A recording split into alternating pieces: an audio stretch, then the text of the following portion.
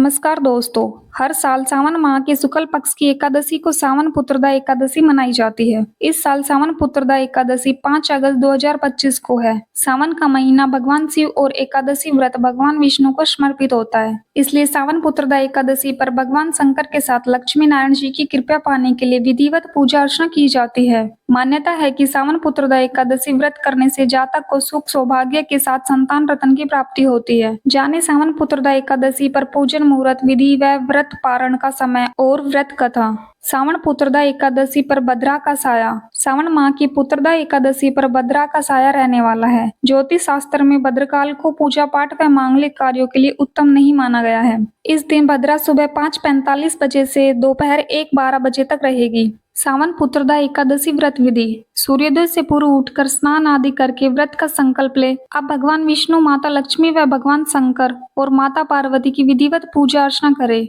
भगवान विष्णु व भोलेनाथ को पंचामृत अर्पित करे, धूप दीप जलाए। अंत में भगवान की आरती उतारे, विष्णु सहस्त्र नाम और शिव चालीसा का पाठ करे। सावन पुत्रदा एकादशी व्रत की कथा। प्राचीन कथा के अनुसार द्वापर युग के शुरुआत में एक नगरी थी जिसका नाम महीरूपती था।